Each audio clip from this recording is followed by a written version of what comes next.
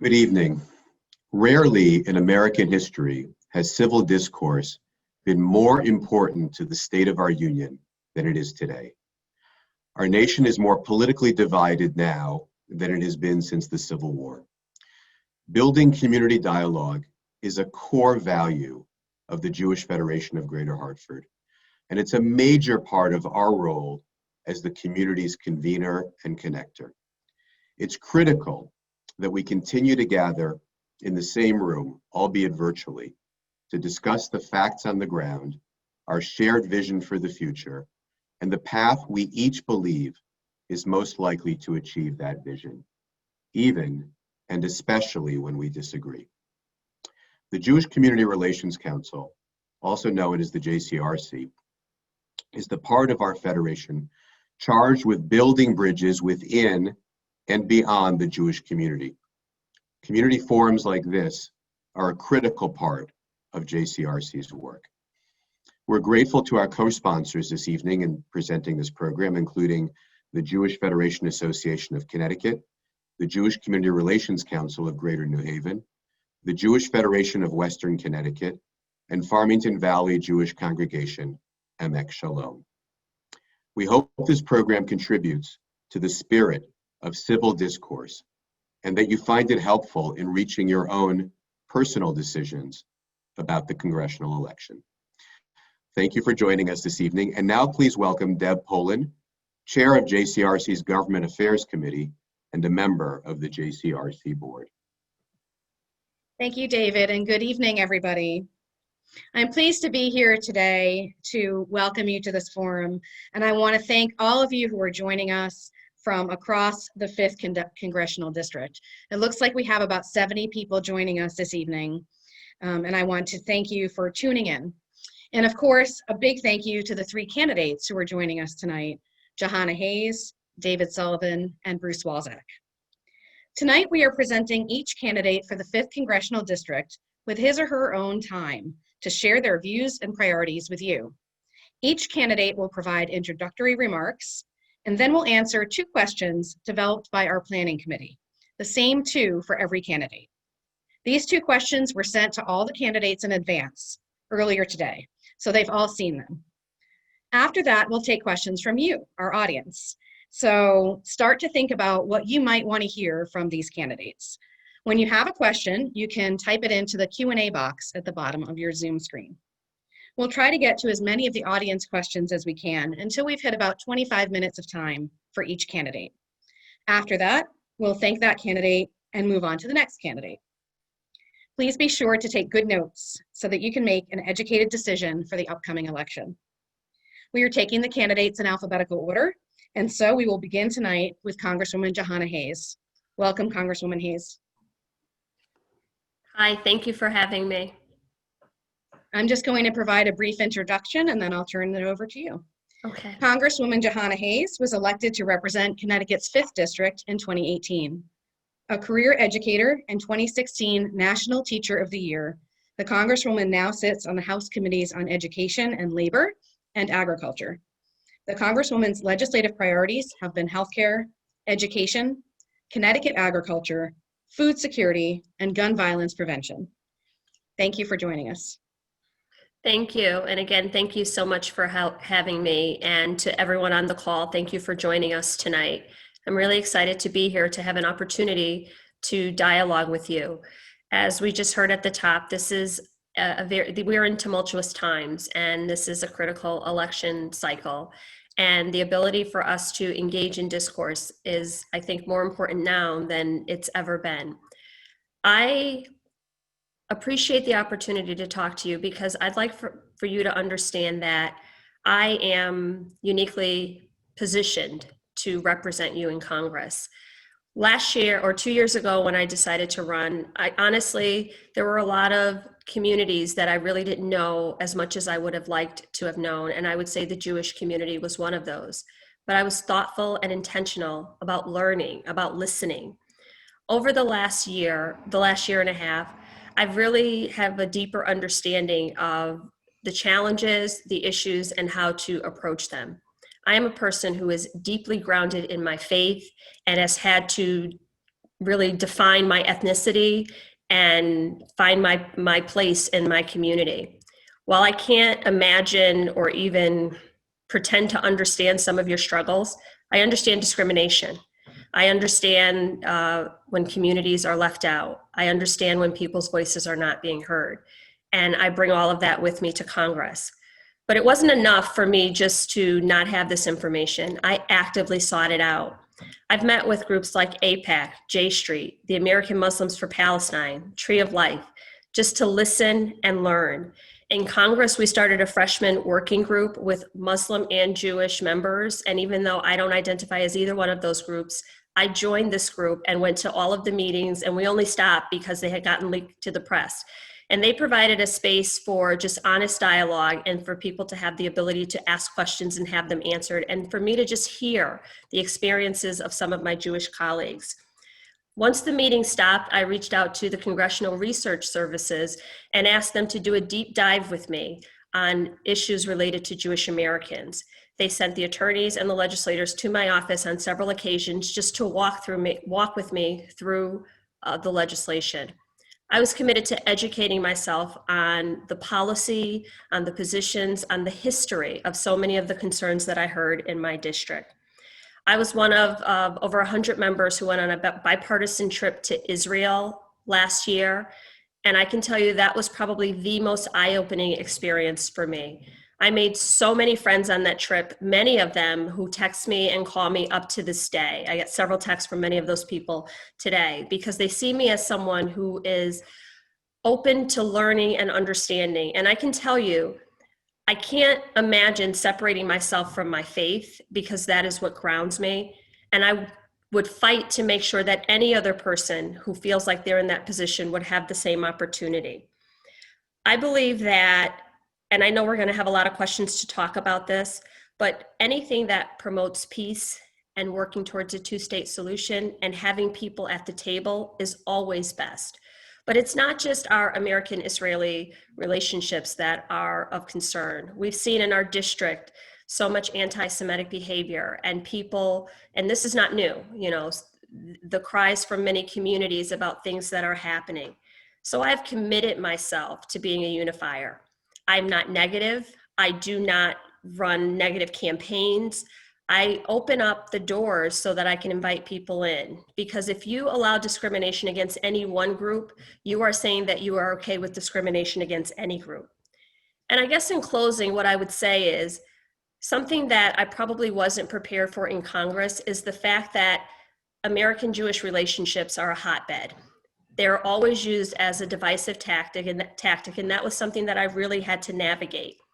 I spent a lot of time trying to educate people on the votes that I took that were misconstrued. Many of the votes that came up in Congress that are motions to recommit, which are in essence procedural votes, were rooted in Jewish relationships, and people were asked to take these votes as support for or against the Jewish communities, but not being honest about what those votes mean. That's something that I tried to educate people in this community on so that those would not be used as triggers or targets anymore. One of the very first articles that was written about me was me pushing back on Nancy Pelosi, and it happened to be about a resolution that affected anti-Semitism. I wasn't pushing back on the resolution. I pushed back on the speaker about the process by which that was taken. I got off a plane and a reporter approached me in the airport asking me about it, and I had no idea what they were talking about. And what I said to the speaker is that we have a diverse Congress with over 100 new members. And as decisions are being made, we need to be at the table. I should not hear from a reporter about something that I have to vote on of such magnitude in less than 20 minutes.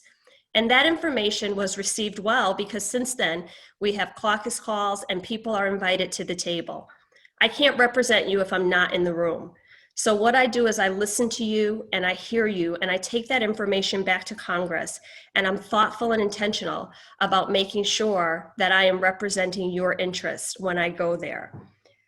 I look forward to the next year and to opening up a dialogue in a space and to forcing people, and not just forcing people to have these conversations and discussions, but to legislating in a way where we ensure that all people from all communities, all backgrounds, all religions, ethnicities feel safe and supported in their community and in this country, and that we are a friend to our allies in the Middle East that make sure that we stabilize and ensure democracy on a global scale. I can't hear you. Got it. Thank you. We're going to jump into the questions that our committee developed. The first is this: how do you view the intersection of racial equity and anti-Semitism? What is the government's or police department's role in these issues?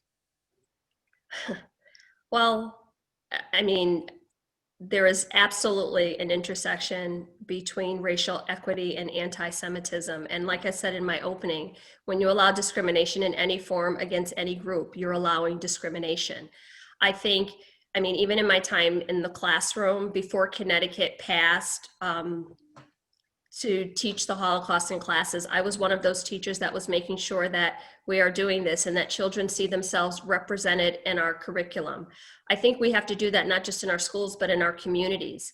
We've seen, like I said, I wasn't prepared when I went to Congress for the Jewish community to be just a hotbed on every issue. And that is just multiplied when you get down into our communities. And we have to make sure that we legislate in a way that the laws don't allow that, that people can live safely in their community. As far as how does this intersect with the police departments, I think police have to, or departments have to educate themselves on who their community members are, what the cultural norms are, to take complaints or things like discrimination seriously, to make sure that people feel safe and protected and they can reach out to the police when they require that type of assistance. I think the police do a tremendous job of making sure those things happen, but also to bring people from our minority communities into the force, to work on the force, so that they are not just the community that's being policed, but a part of the solution to the problem.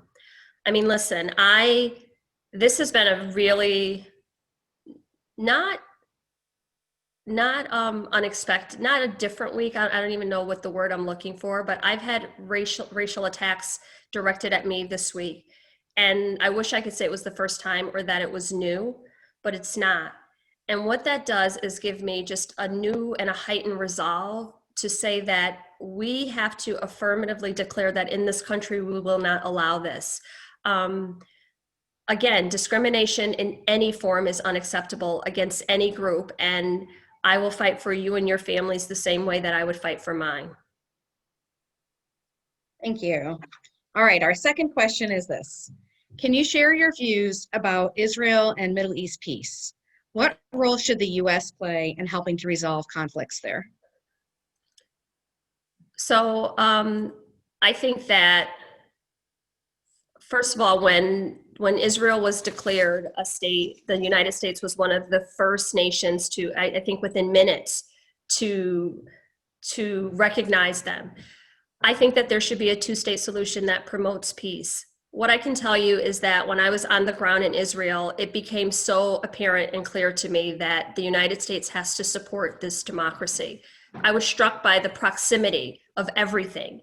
I mean, you could be literally right on the border and it was like you were 100 miles apart.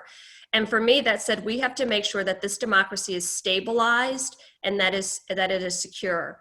When we visited the Iron Dome, one of the things that I was just struck by was the fact that if the United States is not investing in making sure that the defense of this area is safe and protected, then that whole region is not stabilized.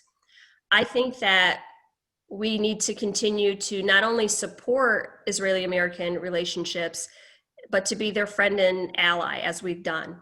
However, I also believe that we have a responsibility to be truthful.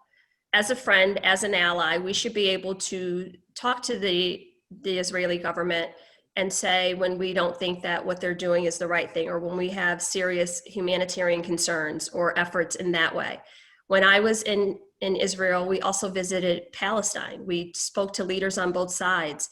We talked to people in communities that said, you know, balloons with bombs were floated over and dropped into their homes.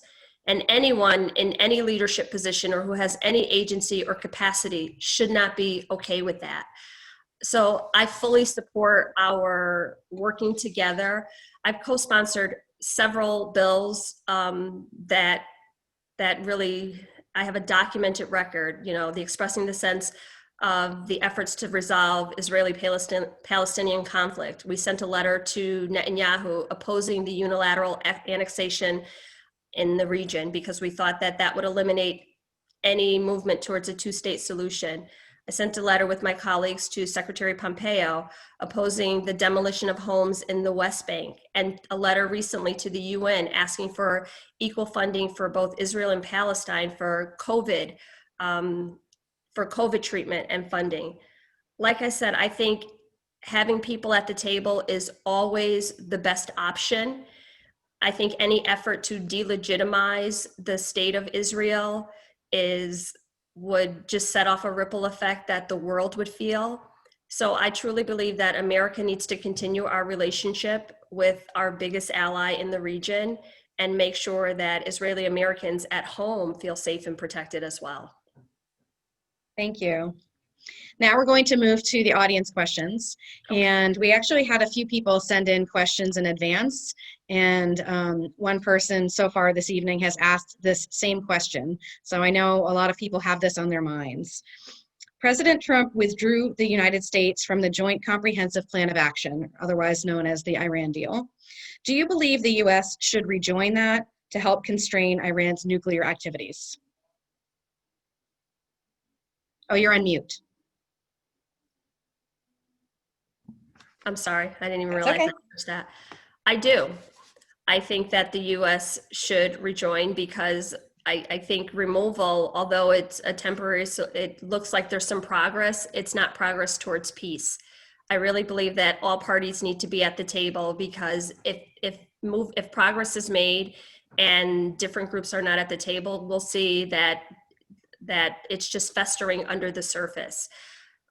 This deal, while it was movement in that area, really excludes large groups of people. And even if people disagree, just like we're doing tonight, I think not talking at all is even worse. There were some really beneficial things that were a part of that agreement, and we need to continue to monitor that to make sure that nuclear weapons are in check and under control. And we can't do that if people are not at the table. And we don't really understand the commitment of other member nations. We should always be facilitating conversations or helping to promote just democratic discussions that bring people to the table and build in layers of accountability. All right. I'm going to move on to another question from a member of our audience. This is from Joe Schubert. Congresswoman Hayes, thanks so much for joining us tonight. And I want to mention how sorry I am for the treatment you received in your virtual forum the other night. It was unacceptable.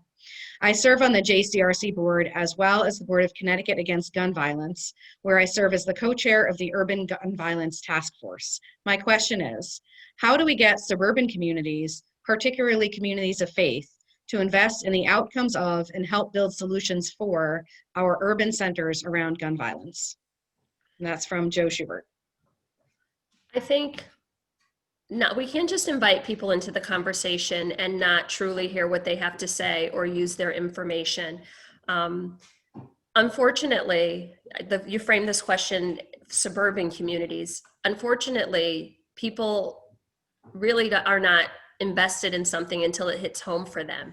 And I think we have to remind people that this isn't a problem of children in urban centers or down the street. If we don't tackle this problem, it festers out and eventually it'll be in our communities.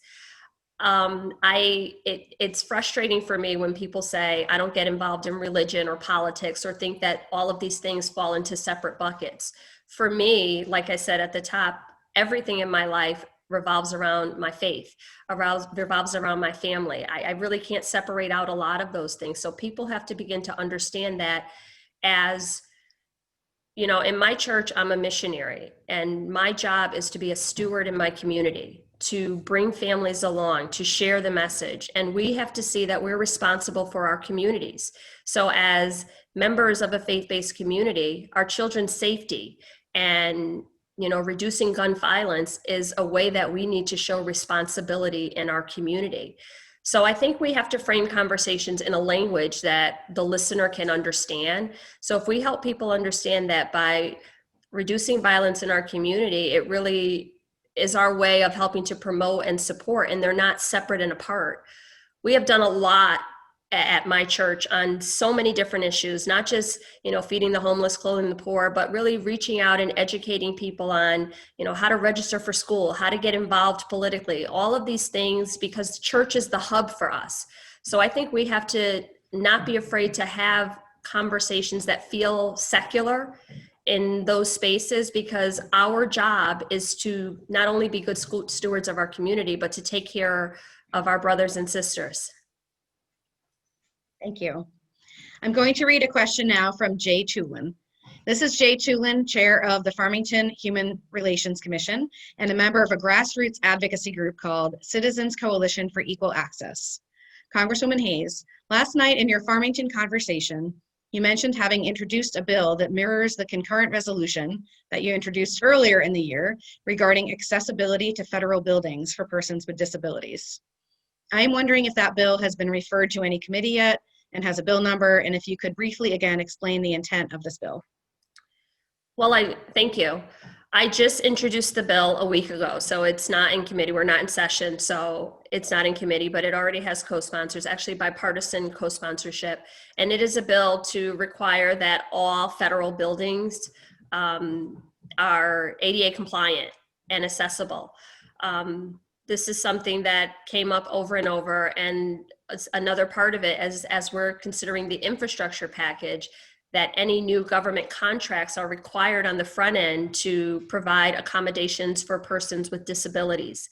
I've done a lot of work. I can't remember the bill number off the top of my head. I'll look it up and give it to you in my closing statements, because we did get a bill number when we dropped the bill. But I've done a lot of work around access for people with disabilities. I'm one of the co-sponsors of persons with a disability bill of rights, a voting bill of rights, to make sure that people who have disabilities still have access to the vote. In my committee, I'm really pushing to fully fund special education and IDEA, because I think, once again, my background as a teacher forces me to understand that when we meet people with the accommodations necessary, they can realize their full potential. And even if they have limitations, that should not be what defines them. So that bill was born out of necessity and things that I was hearing from my constituents. Thank you. The next question comes from Joe Agley. Since you are a woman of faith, what are your thoughts on second chances, specifically the Trump administration's First Steps Act and prison reform? Listen, I thank God for second chances. I would not be before you, there, but for the grace of God go I. I think the Second Chance Act is a terrific first step. This is something that Congress had been working on. I'm so incredibly grateful that the president signed it, but there's so much more work to do. We have to actually provide those second chances. One of the things that I did personally, I try to think of what can I do personally, because a lot of these seem like really big ideas, and I want to know what can my personal investment be. I hosted a meeting several weeks back with a group of reentry folks from Connecticut halfway houses and the Board of Paroles. And I immediately went back to my office and said, I want to start an internship for justice-involved persons. And I worked with Congress, and we started an internship. And I have someone who was just released from the system, previously incarcerated, who was interning in my office. I'm hoping that this person will gain valuable job skills and build the resume so that we can then provide a job recommendation. So I don't just talk about it. I want to make sure that people actually have true opportunities, because I've seen so many people return to their communities and still have no chance. I also am one of the co-sponsors on legislation to make sure that Pell Grants are available to people who have been previously incarcerated. So many of my former students and people who I knew who had criminal records could not access higher education or job training because even though they had served their time, they were disqualified from these types of things. So second chances, we actually have to provide them, not just say that we support them. We have to provide structures and opportunities so that people can rebuild their lives and be self-sufficient. So that is something that I hope that we can continue to fully expand and not just talk about second chances, but create legislation that actually provides for those chances and job opportunities for people to, not become justice involved for a second time. Thank you. The next question comes from Chuck Wolf. The Lugar Bipartisan Index lists you as very low compared to other representatives across the other states. What would it take for you to be rated higher in bipartisanship, which is critical to functioning government? Well, that is, the index is based on this Congress. And as I can tell you, in a Democratic majority, actually everything that is put on the floor is by a Democratic-led House. If you look at what the bills are, you'll see that these are things that actually supported this district. Many of the bills, I think I'm up to about 800 bills that I voted on, over 400 of them were COVID relief packages. I can't tell you why my Republican colleagues did not support many of these packages, which are exactly what families needed to get our, schools back up and running, to get jobs back for people, to just get people healthy, get a lot of the testing and the contact tracing. But in the areas where we could find collaboration, I have some veteran bills that we co-sponsored, many of my bills on education and labor. But again, bipartisanship isn't just finding a friend on the other side of the aisle. I have the strength to be critical of even Democrats when I'm not comfortable with their position on things. And I've stood up and said that. I look forward to bipartisan measures. I want to work with my colleagues on the other side of the aisle. It's just unfortunate that in this Congress, when I had to take a vote on things like the Violence Against Women's Act and, the Dream and Promise Act and the Equality Act and, lowering the cost of prescription drugs. And I saw many of my Republican colleagues saying they were voting against that. I had to make a choice that was best for this district, but I've never identified first as a Democrat, and I look for every opportunity to work with people, not just on the other side of the aisle, but home and locally in my community. When I was elected, I wasn't only elected as the Congresswoman for Democrats, I was elected as the Congresswoman for the 5th Congressional District, and I truly want to serve everybody here. Thank you. This is going to be our last question, and it comes from Harvey Jasson. Have you sent letters to the Palestinian Authority leadership calling on them to permit elections among Palestinians and calling on them to negotiate with Israel? I have not sent a letter about the elections, but for ongoing negotiations, we have several letters on the floor. That we've submitted. I have tried to work with all of my colleagues. As a member of Congress, I hear from so many groups, and even within this community, I always ask my staff, I take a heightened sense of just level of sensitivity with any piece of legislation, any letter that I'm asked to support. And I say, well, what is the opposing viewpoint, or what do other voices within the same community say? And I weigh all of those things. And I am just resolute in my support of making sure that both groups are represented at the table, that the people from both communities, like I said, one of the most eye-opening experiences, the most life-changing experiences, especially as a woman of faith, was my trip to Israel. To be able to go to the Jordan River, to be able to go to places that I had only ever read about that I felt so personally connected to, just was an experience that changed my perspective on all of these things. But one thing that did not change is the fact that I'm just drawn towards humanity. And I know that we have to work so that all people in that region, whether they are the Israeli people or the Palestinian people, have, representation at the table, are able to be involved. I do support the idea that they should be able to be elected, and these things should not be done unilaterally without their input, without their consent.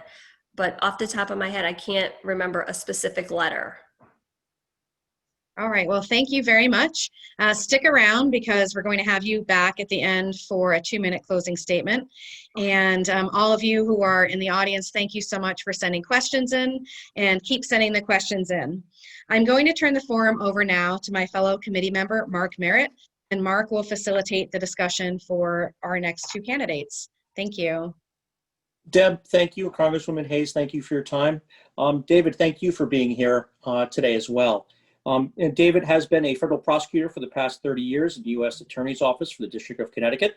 Thank you for that.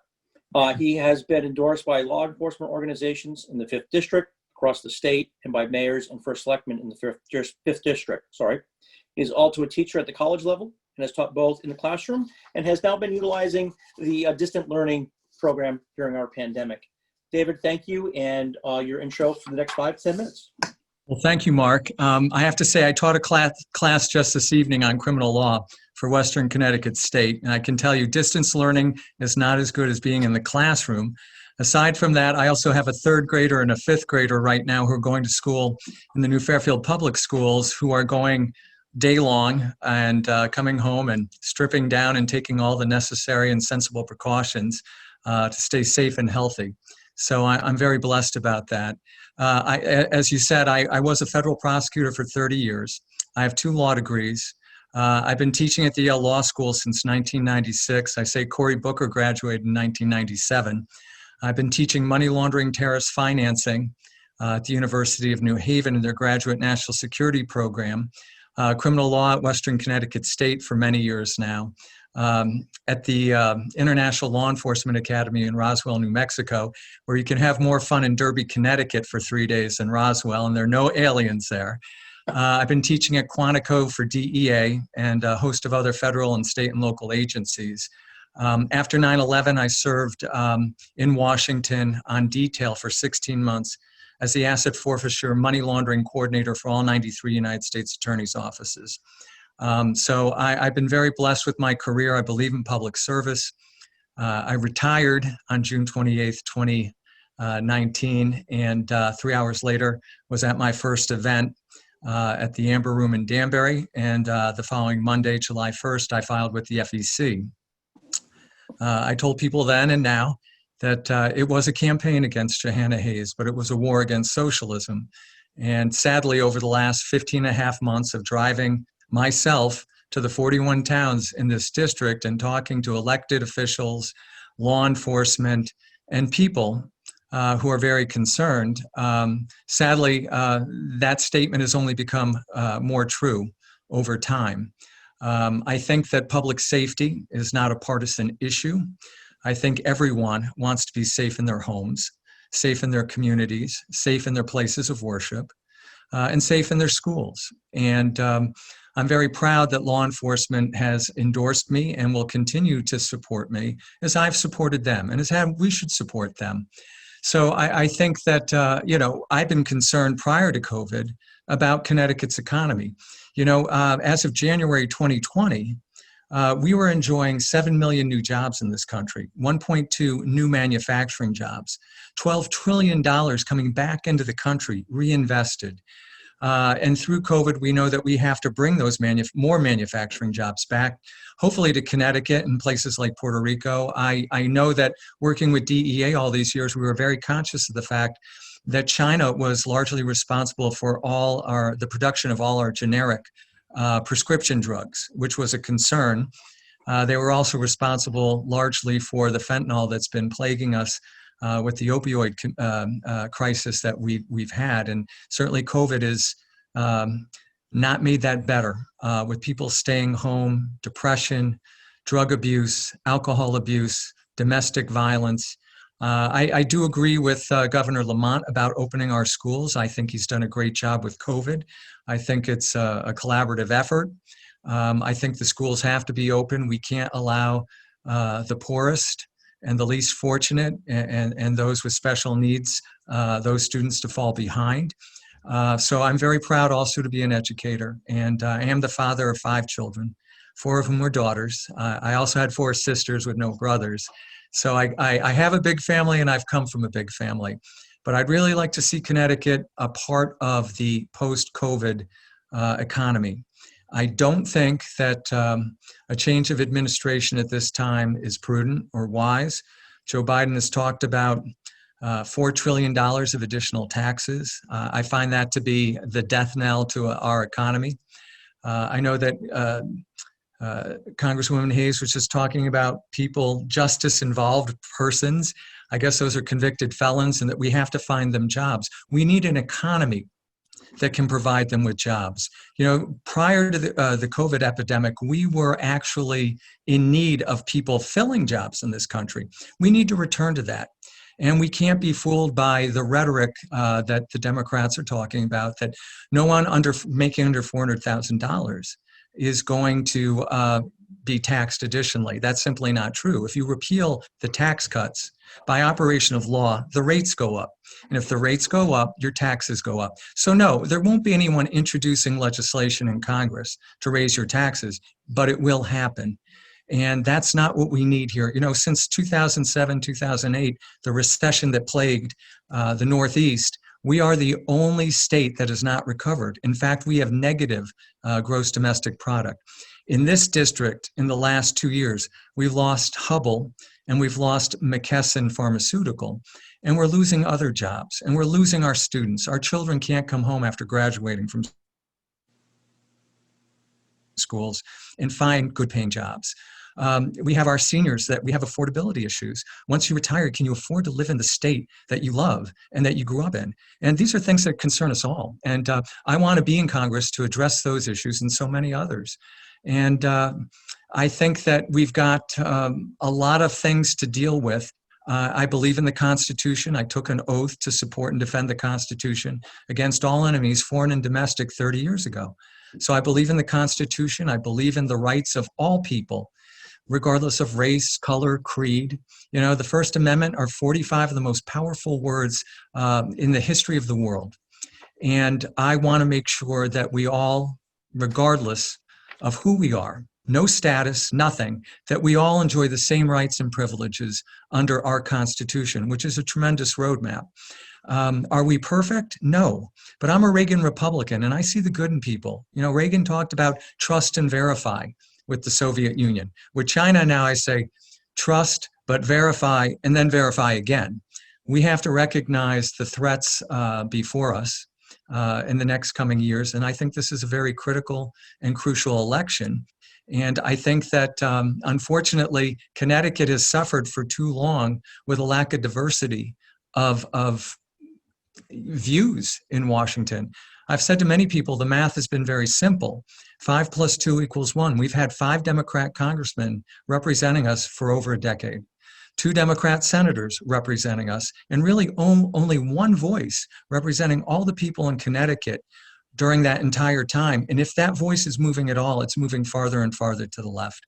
And I think that we need some different perspective. You know, the State House has been controlled by Democrats for 48 out of 50 years. Yes, we've had 1 or 2 governors that were Republicans, but the fact is we have to work together, but we need some diversity and we need to change the patterns that we so routinely fall into in the state. It's not going to happen just in Washington. It's got to happen working with the people in Connecticut as well. So I'm looking forward to this challenge. I believe in public service. People thought I was crazy to run for Congress, that I should be out there making money for the first time in my life. But I do believe in public service, and I think our future is just too important. And there's no price that we shouldn't pay for the future of our country and for our children. So thank you very much. I look forward to entertaining your questions. Fantastic. David, thank you for that. And like I said, we said the 2 questions will be posed to all candidates from our committee. The first question, you know, how do you view the intersection of racial equity and anti-Semitism, and what is the government's or police's department's role in these issues? Well, I think first and foremost, with whether it's racism or anti-Semitism, you know, they're equally as bad and important, quite frankly. I mean, they're contrary to the American way of life. As I mentioned, the First Amendment is there to protect us. And when you're talking about law enforcement with due process under the 5th and 14th Amendment, we have to make sure that everyone is treated the same. Are they? No. Should we aspire to that? Absolutely. I mean, ignorance and intolerance are what we're seeing, and those are, you know, the fruits of that are anti-Semitism. The fruits of that are racism and other intolerances that we so experience. But there's not a better, more freer country in the world. And what is the police's role? Listen, when the police are called out, you know, law enforcement generally is reactive. They're very rarely there when a crime is committed. And I talk to law enforcement a lot about that, especially because I teach national security classes, and in the intelligence community, you have to be rather proactive. But, you know, as Congresswoman Hayes said, we have to have these ongoing discussions and dialogues. And I was very troubled last week when Congresswoman Alexandria Ocasio-Cortez would not meet with Jewish leaders in New York. And we're having the same problems where, you know, people and groups feel like they're underrepresented and they're being mistreated. And it troubles me when our elected officials aren't there speaking with them. We should always have an ear ready.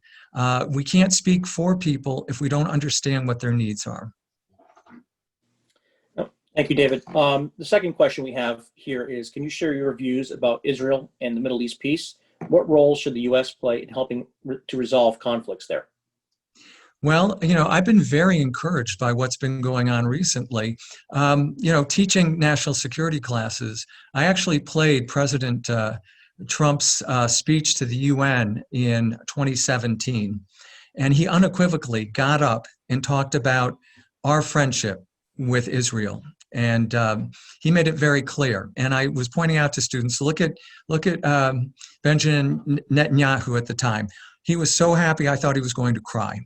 I think that this president has done exactly what he said he was going to do with respect to Israel. The fact that the embassy has been moved to Jerusalem, other presidents talked about it. This president did it, and I applaud him for that.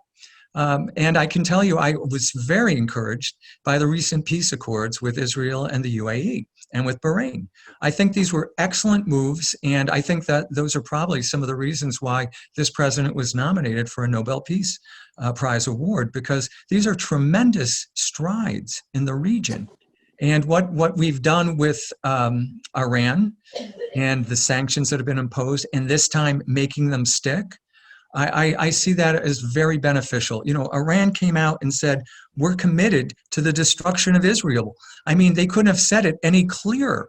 So for this president and this administration to take this country forward, to, you know, with our friend Israel, Israel's not going anyplace, but we recognize that we need to have Israel and the UAE and others engage in peace talks and agree to move forward peacefully and coexist.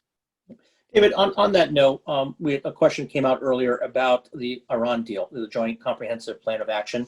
What is your thoughts surrounding the U.S. And our policy, current policy, as it relates to that? I thought the Iran nuclear deal was very poorly done. It looked like it was nice for the last administration's political optics, but the reality was the verification of the terms were virtually non-existent. And I agreed with the president when he came in, even despite all the criticism from so many, when he pulled us out of that agreement. You know, I was very troubled when I learned that the Obama administration in January of one year had sent literally pallets of currency over to Iran as part of that deal. And we found out about it. It was in the press in July. And I always get a kick out of the fact that the Obama administration prided itself on being the administration of transparency. That coming from a president that had in excess of 114 days of not holding a press conference.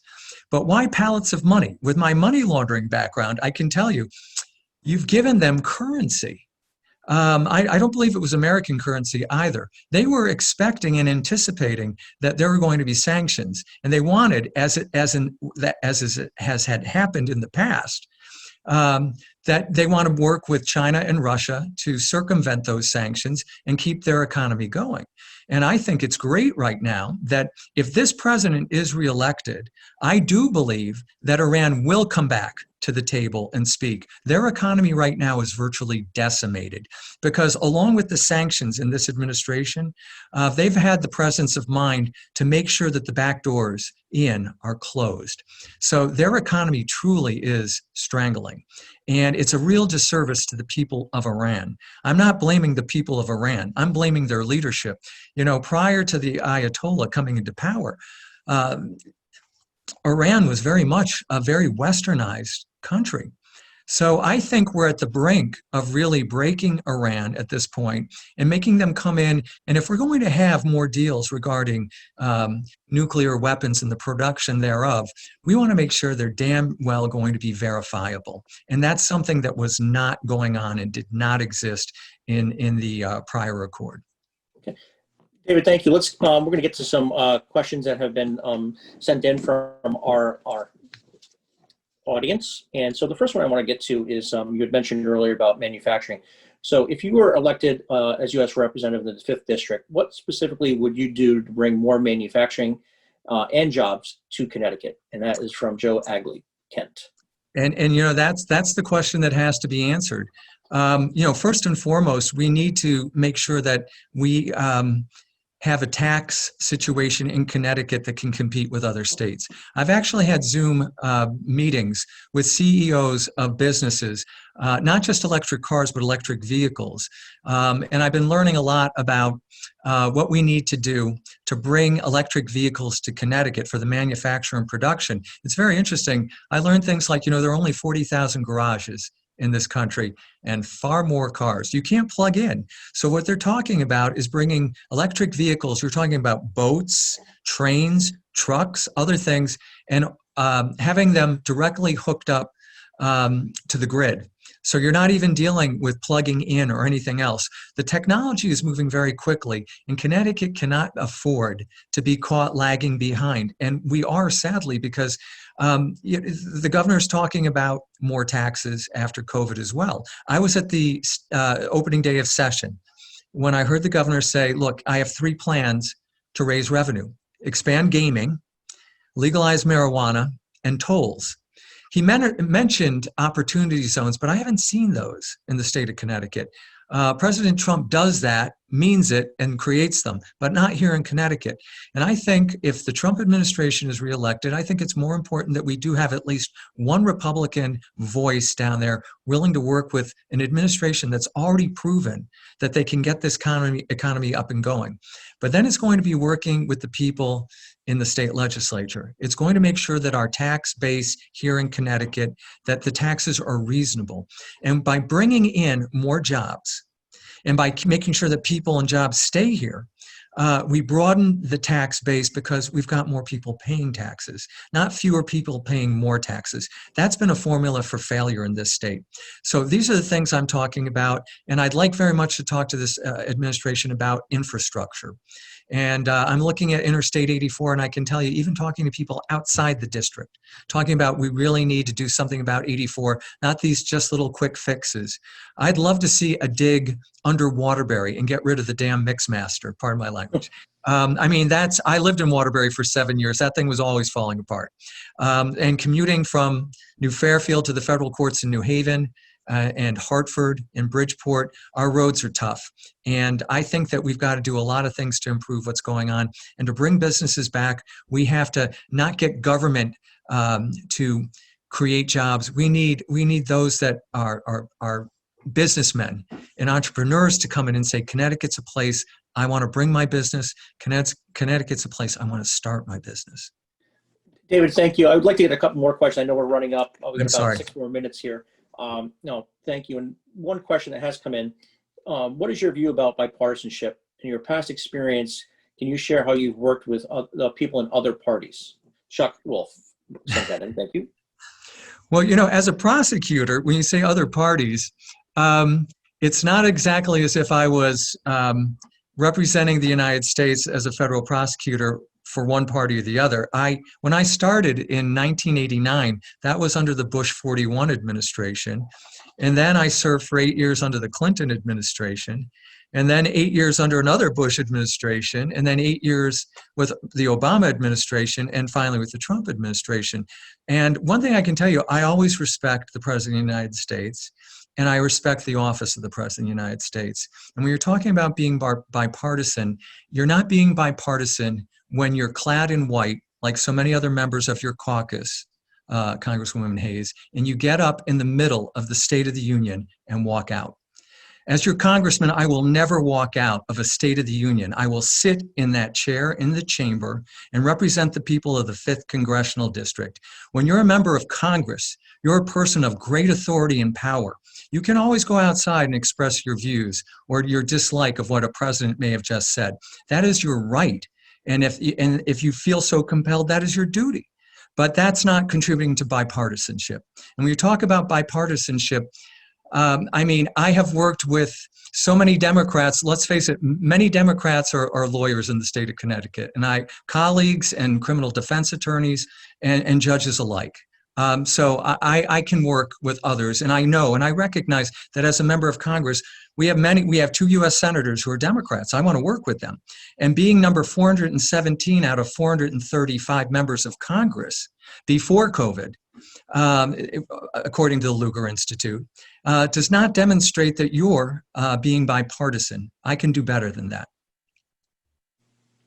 David, thank you. And we've gotten a few questions here, and it all goes down. It's in the line of with regards to, again, getting back to the racism and anti-Semitism in our country, and I guess more importantly, our members here that have asked the questions, specifically talking about our president, President Trump, and how he's criticized individuals, and specifically not calling out and theories of conspiracy, the QAnon, and then also with regards to his comments about Proud Boys and stand up. So what I'm trying to paraphrase 3 questions here, David, is, with regards to the administration and the president, how do you view and how would you tell your other congressmen or women, on your stance about this type of speech, and I will call it hate speech?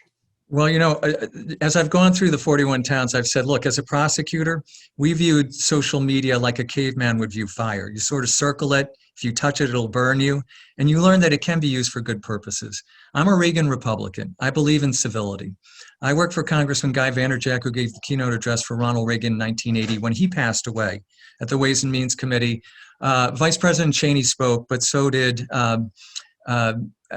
other members of the Democratic Party and colleagues of his from the House of Representatives. Charlie Rangel, for example, in Harlem was a very good friend of his. Those are my role models.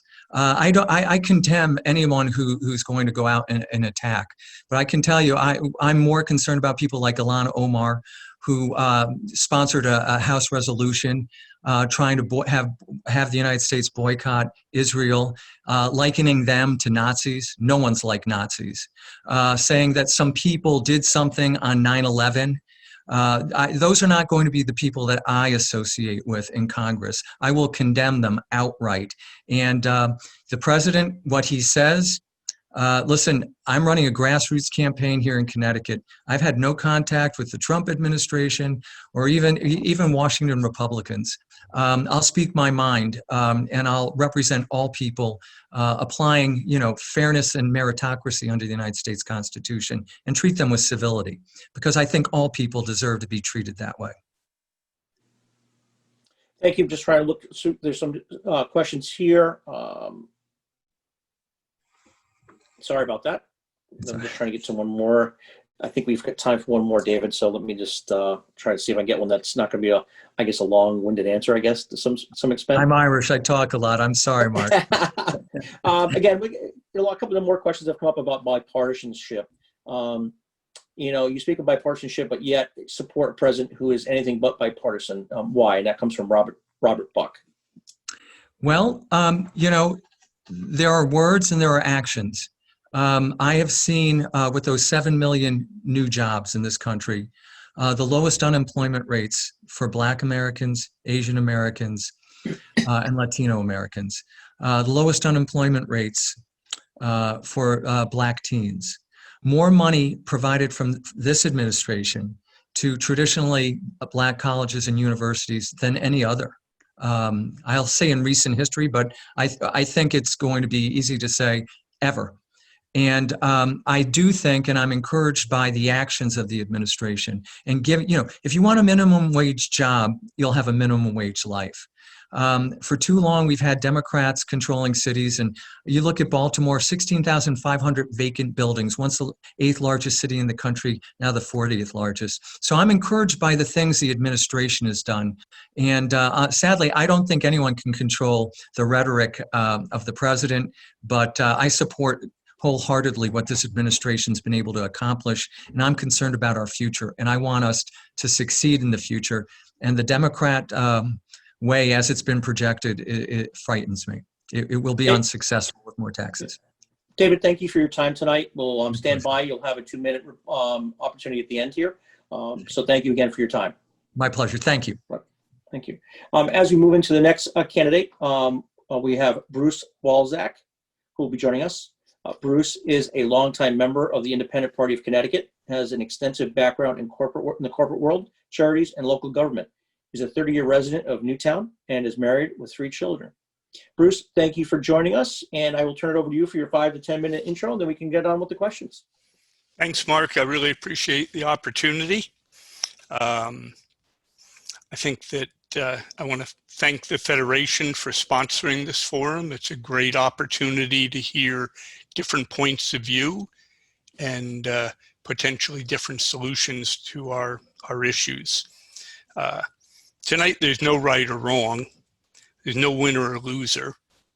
Different positions and robust discussions will foster better solutions, in my opinion.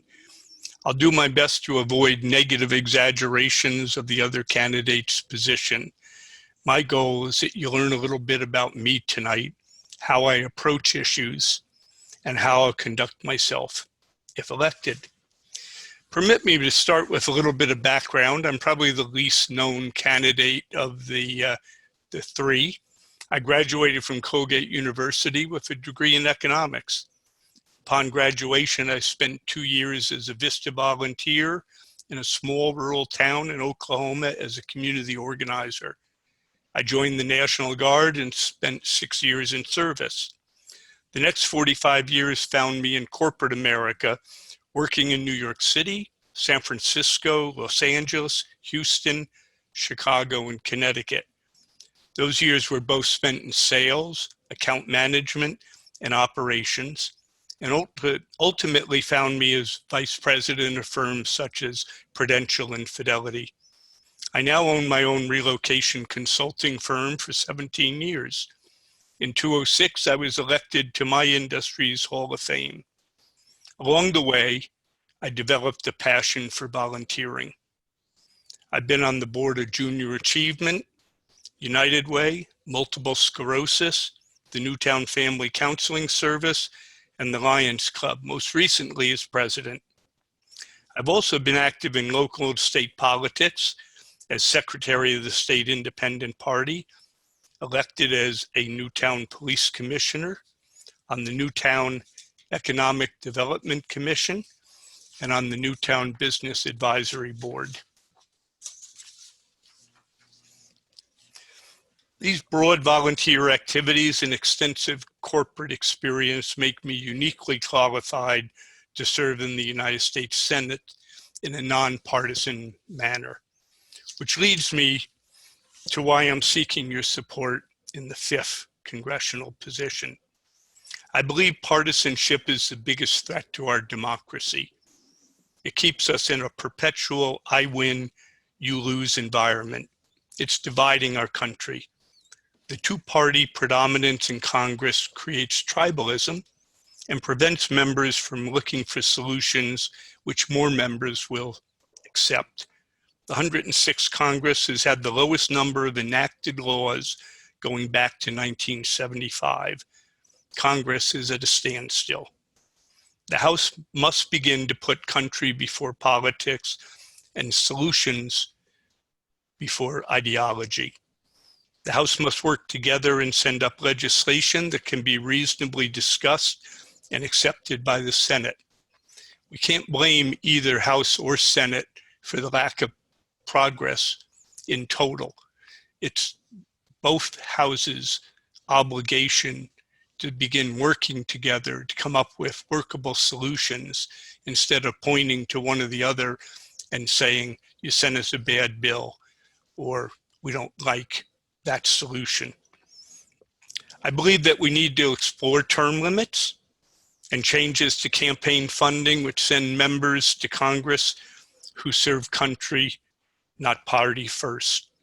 Billions of dollars will be spent this year alone on a win-lose partisan election. The focus needs to shift to supporting candidates who represent all the voters and are committed to finding solutions to issues.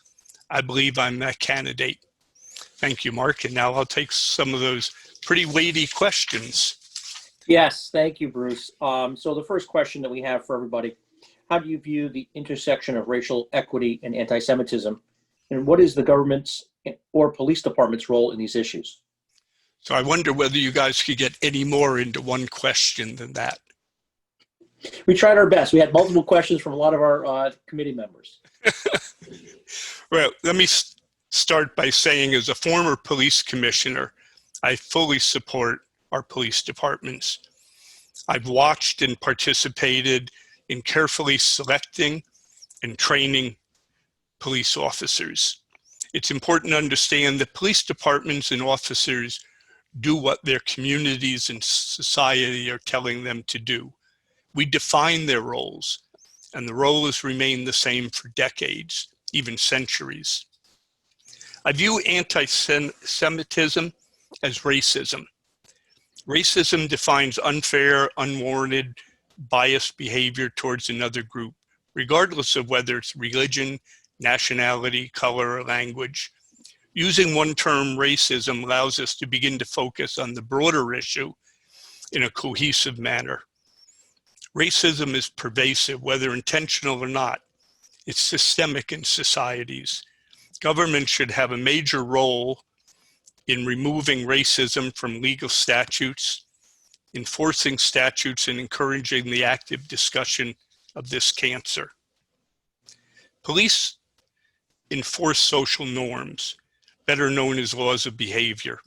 Historically, police have been used to protect majorities from groups who threaten to disrupt their carefully protected equilibrium. Those groups include Blacks, other European nationalities, from the early 1900s on, people of faith, people of color. And as these groups move into assimilation, they join the effort to protect their equilibrium, and the laws and enforcement do that also. I believe that the policing models need to have a national discussion. We have one of the highest incarceration rates in the world, one that impacts our poor and diverse populations disproportionately. It's essentially based on catching people doing something wrong, not encouraging people to do right.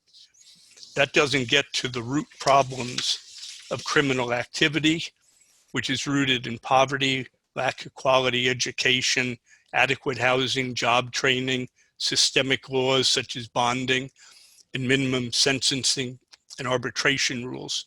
Policing should not be defunded but we need to re-examine how to keep communities safe, how to spend our tax dollars to have the most impact.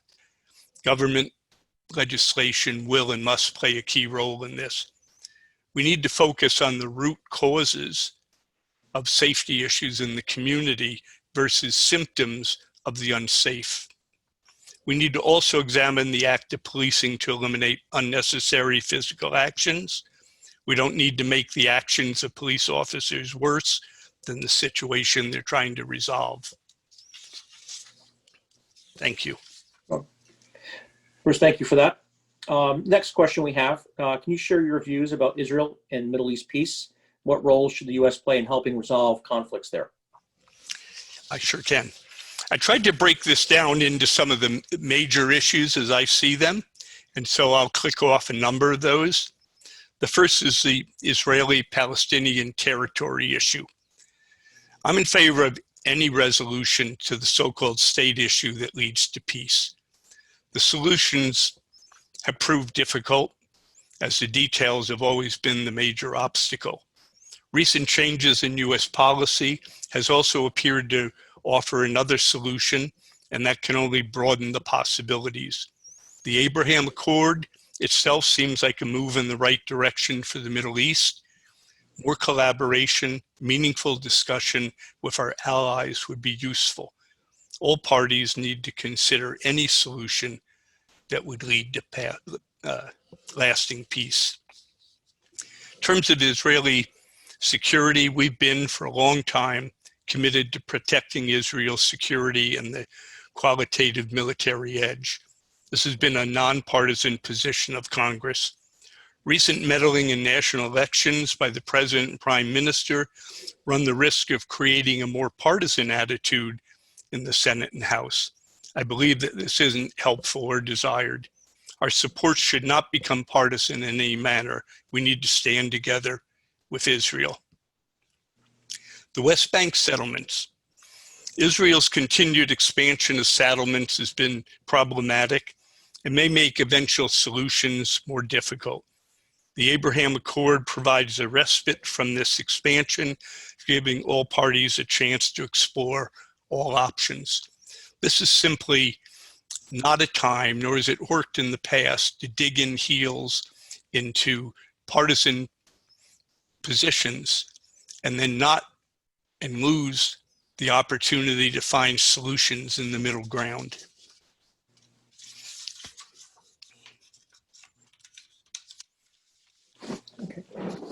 The Jerusalem capital. Both Israel and Palestine have a deep root in Jerusalem. The movement of the embassy has obviously been a political event, but certainly popular to some. It inserted at this time another potential issue to long-term peace accords, and it further separated our policy from the international community. We need to assist in keeping all options open in our quest for a solution between Palestine and Israel. And finally, aid to Israel and Palestine. We've given Israel over $50 million in aid as our closest ally in the Middle East and are committed to at least $5 million a year in the future. We're committed to keeping Israel's qualitative military strength, their superiority in the Middle East, and I believe this is absolutely critical to our foreign relations and to Israel. Aid to Palestine has been cut to almost nothing in recent years, and I believe it would serve our best interest to increase humanitarian aid again. Thank you. Bruce, thank you. And part of one of the questions that has come in and along the lines of the Joint Comprehensive Plan of Action, our RON deal. One question that comes in from Robert Stillman today is, much to my surprise, Trump's anti-Iranian encirclement strategy recently has produced more results than the pursuit of the two-state approach. Do those recent developments change your view as to what is the most practical way to pursue peace in the region? I think that pulling out of the Iranian agreement was a mistake. I think when you walk away from the table and don't stay talking about possible solutions and what can work and what can't, puts the entire relationship in jeopardy and doesn't allow us to participate then in ultimate solutions. Certainly Iran is a problematic issue in the Middle East and needs to be dealt with, but I think a better approach for the United States is to work with our allies and have a unified approach to the situation instead of acting on our own. The other part of the question? Oh, so with regards to the two-state solution, right? So currently the president has done the encirclement and the anti-Iranian encirclement strategy has produced more results according to Mr. Stillman with regards to the two-state. I think those are short-term results that jeopardize long-term solutions. Obviously, there's been a lot of work on a two-state solution, but it's not necessarily the solution that's taken hold. There's way too many details in any agreement that are blocking a solution to the problem. I think we need to be open to all solutions that come to the table. Excellent. Another questions multiple people have been asking. Bruce, with regards to you as the independent candidate involved, and can you talk a bit about how would you handle the bipartisanship and working together and crossing the aisle to formulate some policy on behalf of the 5th District? Yeah, as I've said, I think it's the biggest threat to our democracy. The polarization of Washington has resulted in basically a stagnated environment with nothing getting done. The two major parties have a pretty strict and formal organizational structure. It doesn't really allow for a lot of thinking and discussing of solutions that might be in between the two polarized views of the Republicans and Democrats. As an independent, I will have the luxury to be crossing the aisle frequently, and my own belief is that having conversations with all sides of the discussion are going to be critical to coming up with solutions that not only result in legislation, but result in legislation being passed and signed by the president. And right now, I think we're at a stalemate in Washington. I think it's broken. I think the people are upset with Washington and upset with the polarization and partisanship. And I think that with my attitude going in, I can have a role in breaking that stalemate. Bruce, on that note, we had a great question that just came in from Jane Whitney. And as with any independent coming into the House or Senate, they usually caucus with a particular party. What particular party will you caucus with? Well, I think I have the luxury of caucusing. There's a lot of caucuses in Washington. You know, the ones that you would think of most often are the Democratic Party and the Republican, but there are something like 200 other caucuses in Washington that formulate together, discuss the issues, and surface up solutions.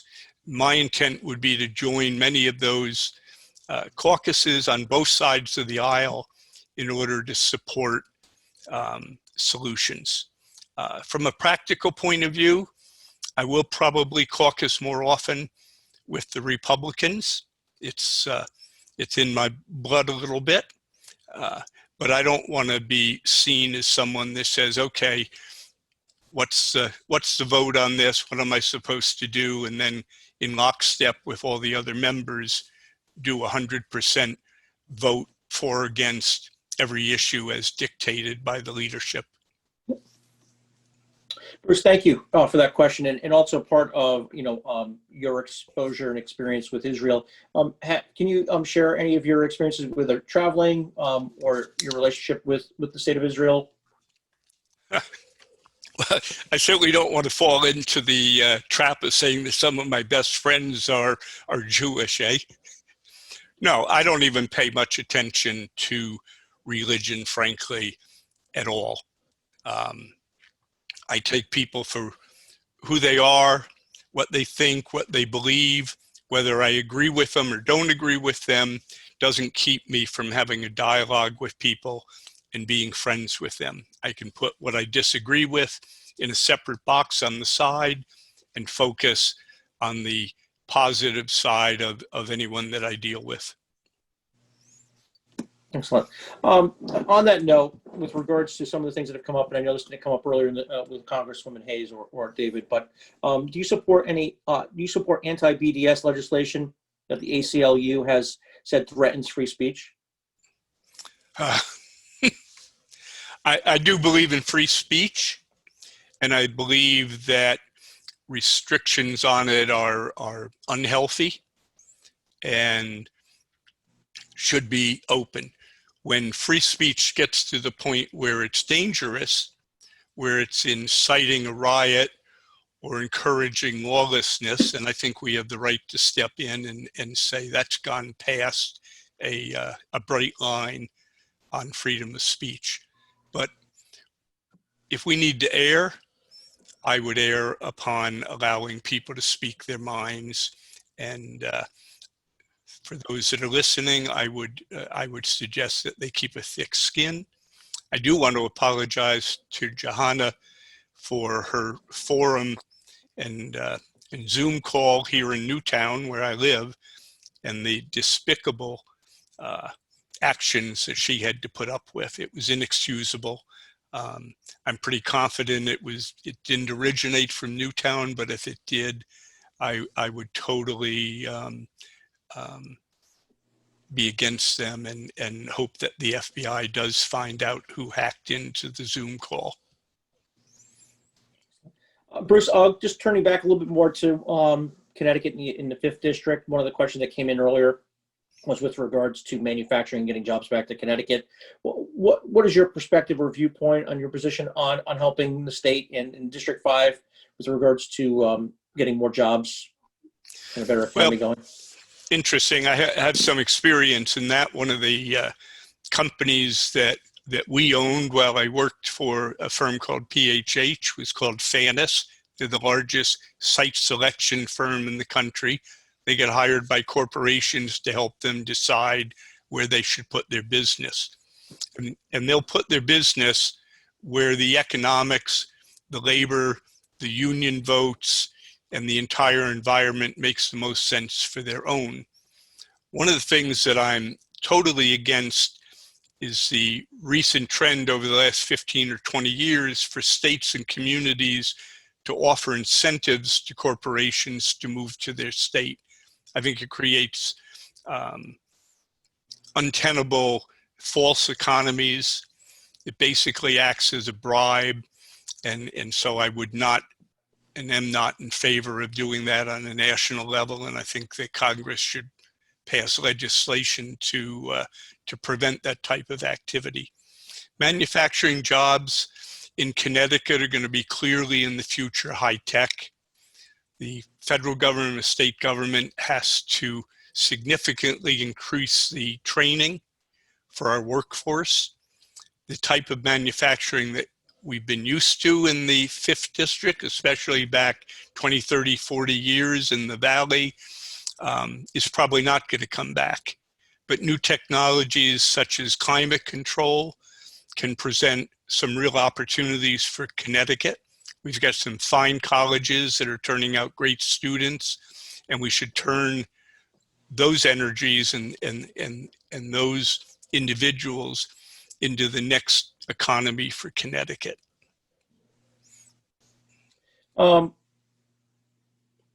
With regards to the housing and relocation you just mentioned here, what's your position or thought on creating and developing more affordable housing? And I know that's a big topic here locally, but what's your view on that? Someone had said that they wanted to make Connecticut less expensive to live in. I saw that on a political sign recently in one town. It kind of confused me because I'm not sure that we want to throw the economy in Connecticut down to where it's cheaper to live, because that means that our housing is not going to be worth what it was. I'm all for affordable housing, and I think the state has certain laws that allow developers to go around town zoning when they're being unreasonably enforced. At the same time, most towns have moved in the direction of creating their own legislation to encourage affordable housing for builders. It provides taxes to the community, also provides additional population and people to spend locally. So I think affordable housing is good. We have an obligation, I think, because of the diversity in cities and towns in the state, to provide it so that we can begin to provide alternative educational opportunities for people that are in the urban areas.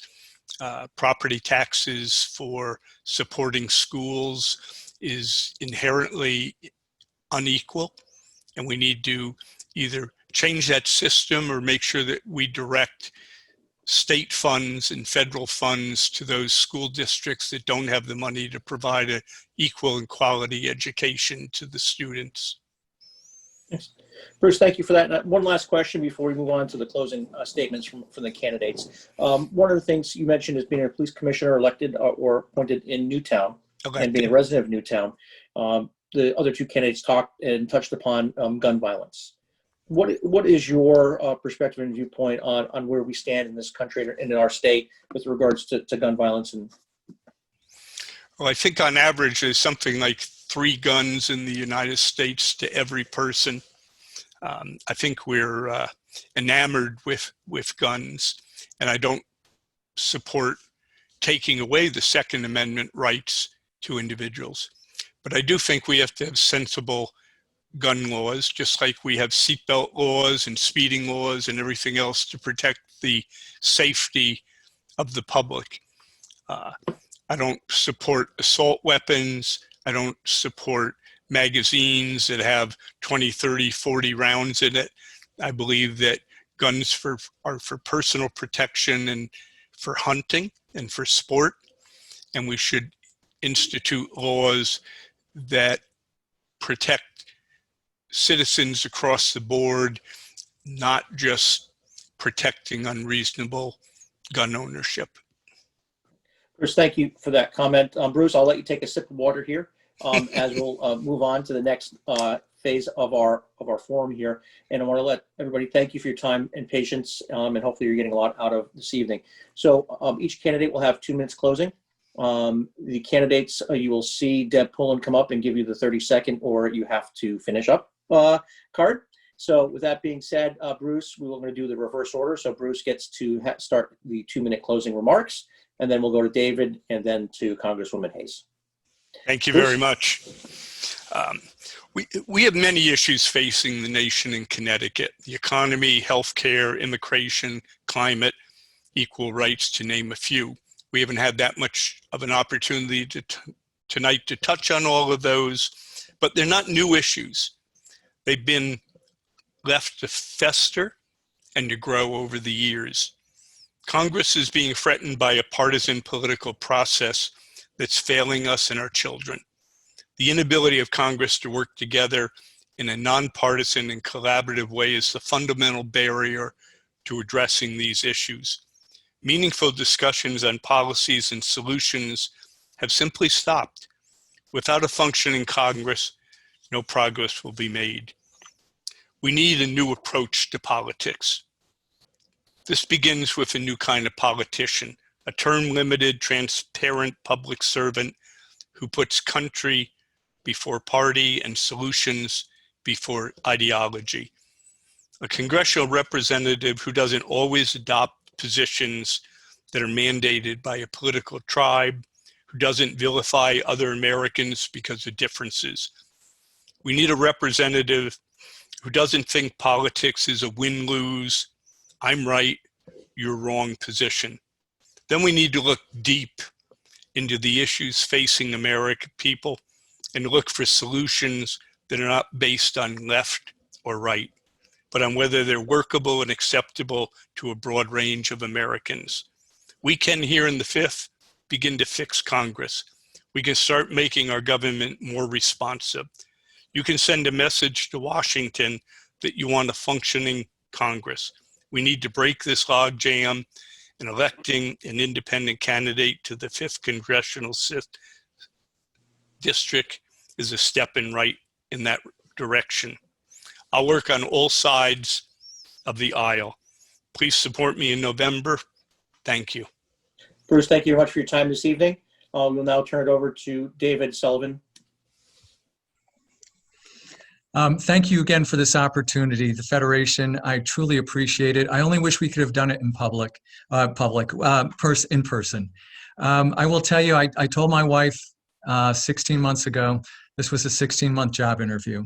Well, we have 20 days left. And I've been driving personally to the 41 towns in this district for 15.5 months, talking to the mayors, the first selectmen, and the people who are concerned about the future of this district, this state, and our country. During that time, I've seen Johanna Hayes once. That was at the 4th of July parade in New Fairfield in 2019. I've been out there working. I've talked to mayors who haven't seen her. I've talked to first selectmen who haven't seen her. It's one thing to send Team Hayes. It's another thing to send Congresswoman Johanna Hayes. As your congressman, I will be there. I will be here in the district first and in Washington second. Nancy Johnson, who's endorsed me, has given me great advice and said, the best thing I ever did was listen to the people of the 41 towns. That's where I got my ideas for legislation, not being in Washington, and yet being in Washington and still missing 37 of 919 roll call votes. Now, as a freshman, that's a lot. Go out and look at those numbers and look what other freshmen have been doing. So not here in the district and not down there for the roll call votes. That's not a grade of A. She gets a grade of A for supporting Nancy Pelosi 100% of the time. And this was after she told everyone 2 years ago she wouldn't support Nancy Pelosi as Speaker, which she did. Well, she's also voted with AOC 95% of the time, Ayanna Pressley 96% of the time. And go to March 18th, 2019. Look at the Hartford Courant outlining the friendship of this Congresswoman and Ilhan Omar. These are not the people that love this country or respect it. I will be your congressman. I will listen to you first. I look forward to working for you and serving you as your congressman. Thank you for this opportunity. David, again, thank you for your time tonight. Congresswoman Hayes. Hi, thank you. Again, thank you everyone for joining us here tonight. I want to take a few minutes just to clarify a few things that I've heard since I last spoke. First of all, the Lugar Index only talks about bills that have been sponsored or co-sponsored. And I would encourage you to look at what those bills are. I went to Congress and introduced legislation that would really help to uplift marginalized people, bring food security to people, lower the cost of college college tuition. Unfortunately, those are bills that I did not receive a lot of Republican support on, but they are bills that are important to this community. As far as the comment about dressing in white to support Nancy Pelosi, the members of the 116th Congress, the women dressed in white to commemorate the 100th anniversary of women's suffrage and the women's right to vote. I did not walk out on the president during the State of the Union. I had the flu and kept coughing while he was speaking, so I went to the bathroom and got a cough drop and came back. I stayed till the end of the speech, and not only did I get my guests from the galley, I got Denise Pence, Greg Pence's wife, who's a very good friend of mine, because you needed a member to escort you out. These are all things that are not part of the issue or not the things that we're talking about. I didn't go to Congress, and I'm not here to represent, and actually just to my voting record, I missed 2 days of voting. One was because my flight was canceled, and the other was because it was my son's graduation. I have been in Congress every day that we've been in session, and when I'm not there, I'm in the district. I'm not here to represent Barack Obama or Alexandria Ocasio-Cortez. I'm here to represent you. And while progress is incremental, I don't want anyone to have to erase any part of their identity. Yes, I understand that all people matter, and I support all people, but I don't care what your race, your religion, your sexual orientation, your immigration status, you should be able to celebrate that and be comfortable in that and not have to dismiss it to be a part of the American fabric. So I want to be able to represent all people as their authentic selves, and I am asking you for your vote to go back to Congress to do that. Thank you. I want to thank all of the candidates so much for participating this evening and sharing their very precious time with us. And also just to note our gratitude for you for being willing to step forward and represent the constituents of the 5th District. It takes a lot to put yourself out there, and we do appreciate all that you're doing to share your views and to work to serve your community. I want to again thank our sponsors. And finally, I want to thank all of you who have stuck with us this evening and taken the time to educate yourselves about the candidates for the 5th Congressional District. Please do not forget to vote, either by mail or by dropping an absentee ballot in a drop box or in person on November 3rd. Thank you again and have a great evening.